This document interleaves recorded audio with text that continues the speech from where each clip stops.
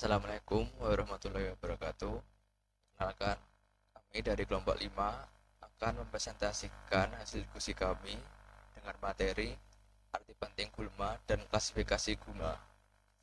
Pertama, perkenalkan saya Katon Dwi-Yudanto dengan akronim 047. Saya Nabila Lailatul Azizah Kirong dengan ning akhiran 044. Saya Nurul Habziah dengan akhiran NIM 046.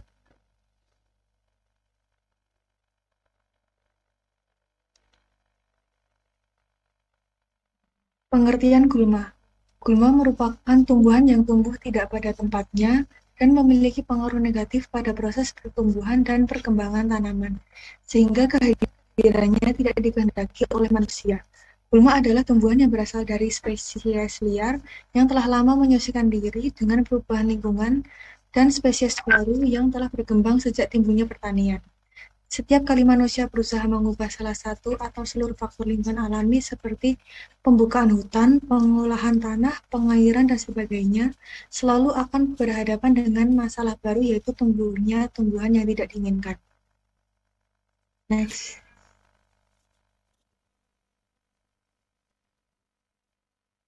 Kemudian ada kerugian akibat gulma. Kerugian yang ditimbulkan oleh gulma setara dengan kerugian yang diakibatkan oleh hama dan penyakit. Kerugian yang ditimbulkan gulma bisa terjadi pada berbagai bidang yang berkaitan dengan pertanian. Gulma dapat menurunkan kualitas dan kuantitas hasil tanaman. Masalah gulma sebenarnya merupakan masalah penting dalam usaha pertanian, tetapi tidak mendapat perhatian seperti hama atau penyakit tanaman lainnya. Hal ini dikarenakan kerugian yang ditimbulkan oleh gulma sedikit demi sedikit tidak langsung bisa dilihat atau dirasakan, tetapi sebenarnya sangat menurunkan hasil panen. Kerugian akibat gulma yang pertama, terjadi kompetisi. Ini akan dilanjutkan oleh teman saya, Nurul. Terjadi kompetisi. Keberadaan gulma di lingkungan tanaman menyebabkan timbulnya kompetisi dalam memperebutkan air, tanah, cahaya matahari, unsur hara, ruang tunggu, dan udara. Hal ini akan mengakibatkan pertumbuhan tanaman terhambat dan menurunkan kualitas hasil tanaman. Gulma juga menyebabkan kesulitan dalam praktek budidaya, seperti pengolahan tanah, penyiangan, dan pemanenan yang menyebabkan peningkatan biaya produksi. Selanjutnya, inang hama dan penyakit. Gulma dapat menjadi tempat hidup sementara atau inang bagi hama atau penyakit sehingga memungkinkan hama dan penyakit dapat berkembang biak dengan baik. Akibatnya, hama atau penyakit tersebut akan menyerang tanaman pokok atau tanaman pertanian. Yang ketiga, senyawa alelopati. Beberapa jenis gulma yang mempunyai sifat alelopati yaitu kemampuan mengeluarkan zat yang bersifat racun dan dapat menghambat pertumbuhan tanaman tertentu. Misalnya, Imperata cylindrica menghasilkan zat fenol, Juglans nigra dapat memproduksi hidroksijuglon, Artemisia absinthium mengeluarkan zat absintin yang dapat mempengaruhi pertumbuhan vegetatif. Yang keempat, mengganggu aktivitas pertanian. Keberadaan gulma dalam jumlah banyak dapat menyebabkan kesulitan dalam melakukan kegiatan pertanian, misalnya pemupukan, pemanenan dengan alat mekanis, dan yang lainnya. Yang terakhir, penurunan kualitas hasil panen. Gulma dapat mengurangi kualitas benih tanaman. Beberapa bagian dari gulma seperti biji yang ikut terpanen dan tercampur dengan hasil panen akan memberikan pengaruh negatif terhadap hasil panen, karena dapat meracuni, mengotori, menurunkan pemurnian, ataupun memberikan rasa dan bau yang tidak asing. Selanjutnya adalah keuntungan gulma. Yang pertama, sebagai bahan pupuk organik dan pembenah tanah. Gulma dapat digunakan sebagai sumber bahan organik tanah jika dibenamkan kembali ke dalam tanah. Peran pupuk organik adalah menambah nutrisi, mengikat ion-ion nutrisi, menurunkan suhu tanah, menetralkan pH tanah, membantu kehidupan mikroba tanah, meningkatkan potensi kandungan air dalam tanah, memberikan unsur mikro dan menciptakan agregat tanah serta menambah pori mikro tanah. Yang kedua, penutupan tanah dan konservasi lahan. Pada tanah yang tidak ditanami dengan permukaan lahan yang miring, Penutupan oleh gulma lebih aman dari erosi dan longsor serta kebakaran hebat dibandingkan bervegetasi pepohonan. Yang ketiga, sebagai bahan bangunan. Di beberapa lokasi, gulma ilalang dimanfaatkan untuk dianyam menjadi atap rumah. Yang keempat, menjadi bahan obat-obatan tradisional. Setiap tumbuhan memiliki sifat dan kandungan kimia dalam tubuhnya yang berbeda. Beberapa jenis gulma menjadi obat menurunkan tekanan darah, obat pencernaan, obat mata, bahkan obat kulit, serta yang lainnya. Yang kelima, menjadi bahan kerajinan. Beberapa hasil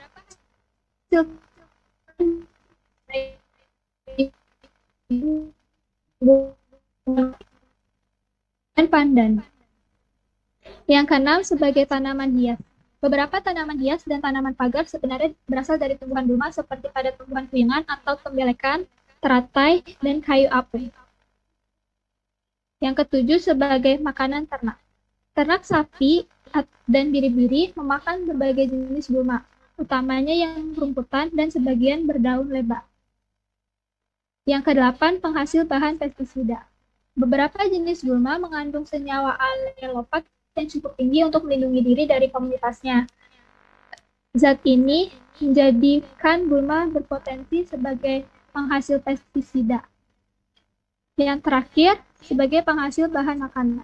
Beberapa jenis gulma diambil pucuk mudanya sebagai sayur. Selanjutnya, materi akan dibawakan oleh Kato.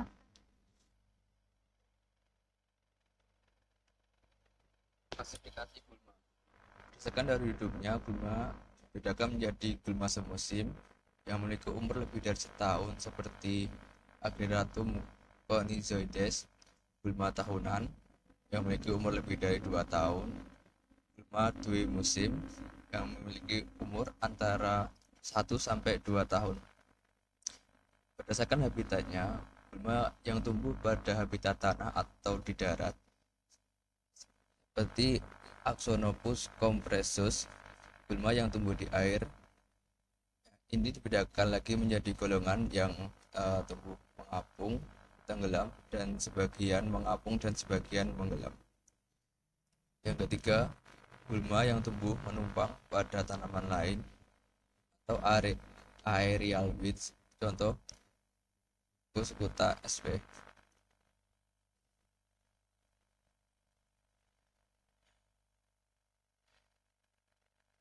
Berdasarkan tempat di mana gulma tumbuh, terdapat pada tanah sawah, pada tanah kering atau tegalan seperti Imperata cylindrica, terdapat pada tanah perkebunan besar seperti Cyperus rotundus, terdapat di rawa atau waduk seperti Eichhornia crassipes. Berdasarkan morfologinya, gulma dibedakan menjadi 3. Yang pertama, gulma rumput. Yang kedua, gulma tekia. Yang ketiga, gulma berdaun lebar.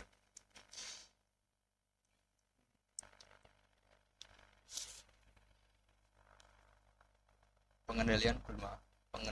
Pengendalian gulma terpadu adalah sistem pengendalian gulma yang mengintegrasikan pengendalian gulma sejak sebelum tanam terus-menerus sampai panen. Bahkan sesudah itu dalam kerangka pengendalian hama terpadu sebagai komponen dari pengelolaan produksi integrasi agar sistem itu memberikan hasil yang optimum. Dalam sistem pengelolaan gulma terpadu ditekankan pengendalian gulma dengan berbagai cara sehingga lebih efektif dan efisien dalam menekan gulma serta aman terhadap lingkungan.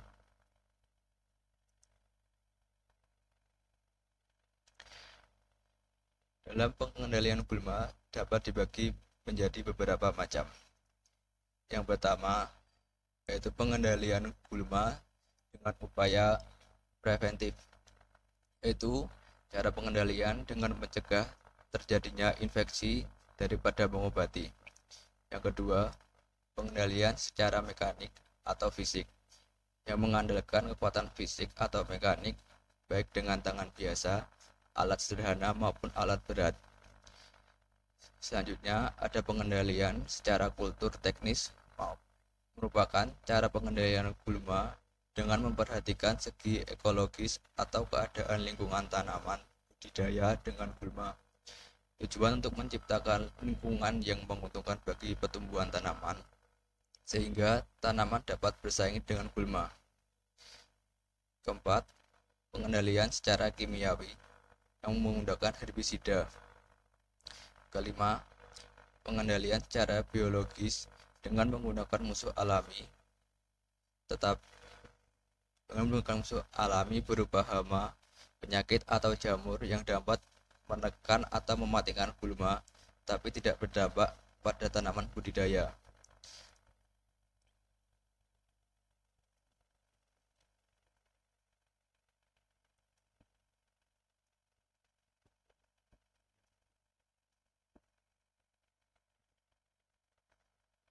Next. Sekian dari kelompok kami. Terima kasih apabila ada kesalahan. Kami mohon maaf. Assalamualaikum warahmatullahi wabarakatuh.